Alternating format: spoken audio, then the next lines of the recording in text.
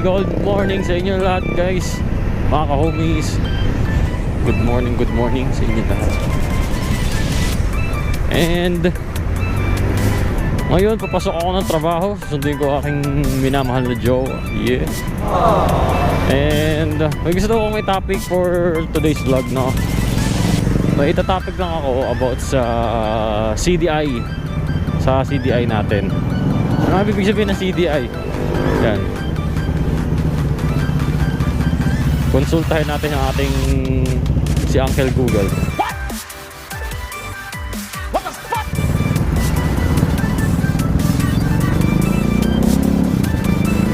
Okay, don't type while you're riding, ano? Gago! Napaka-delikado po nun. Okay. CDI stands for Capacitor Discharge Ignition. And ayun ang topic natin for today kasi nagpalit ako ng CDI. Wow naman! Wow! Wow!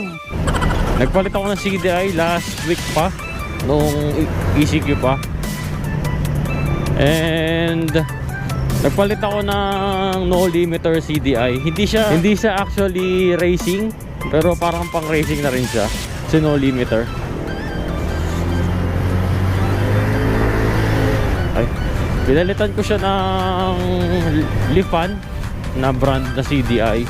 Specifically Lifan 110 na CDI. Yung pang Lifan 110 pwede yun sa atin.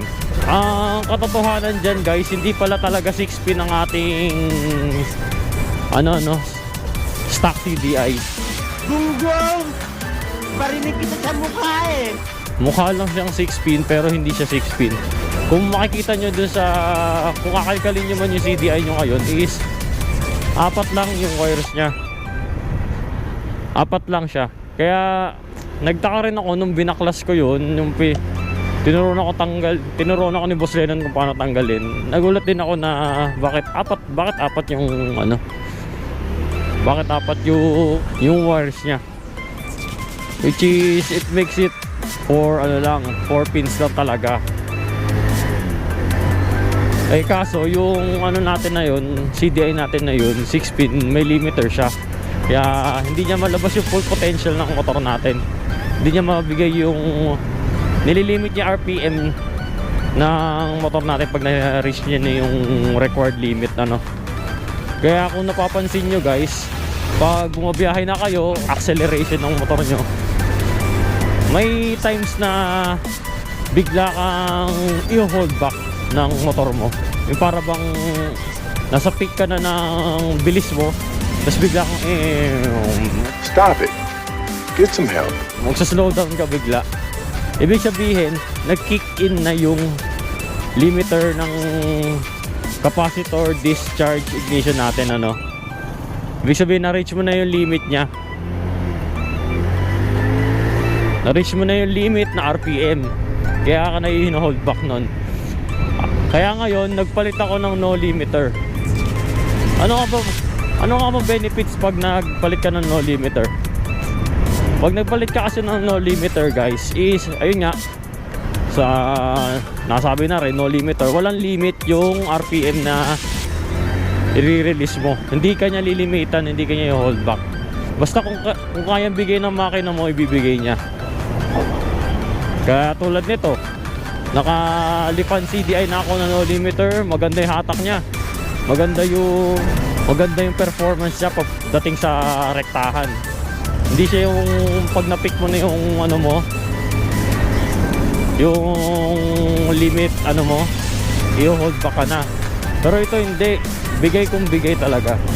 Kaya advice ko sa inyo mga naka-Rapid 150, magpa no limiter CDI kayo.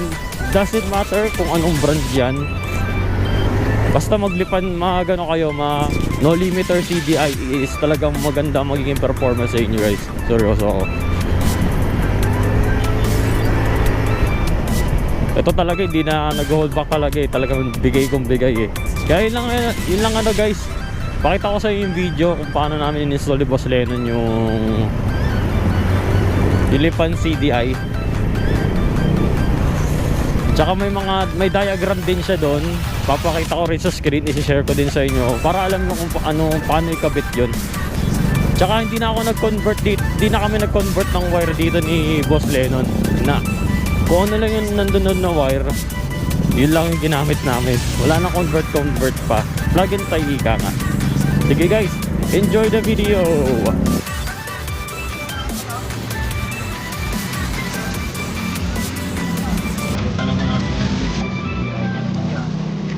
Palit na tayo ng ignition coil, MTRT. Goods na ignition coil yan. Next naman, palit na natin siya. Ito guys is Lipan CDI, pang Lipan 110, which is ano siya, 4 pins. Hindi siya tulad nito na 6 pin. Ito 4 pins lang.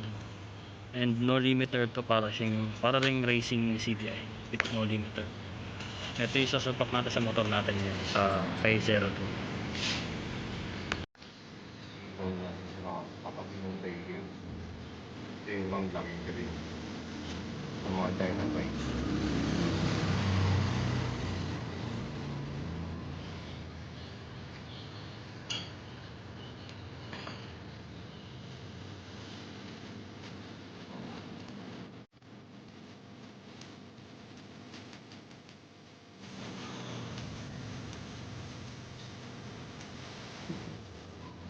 Pasmado kami ni boss. Lagi ko nagtataba sa pin. Oo, bubuhat doon. Saka ano yun. Oo. Lock din.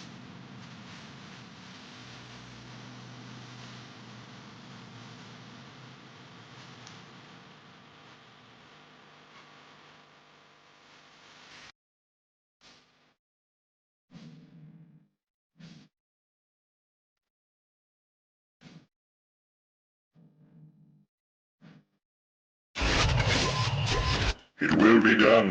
And Taro Adun.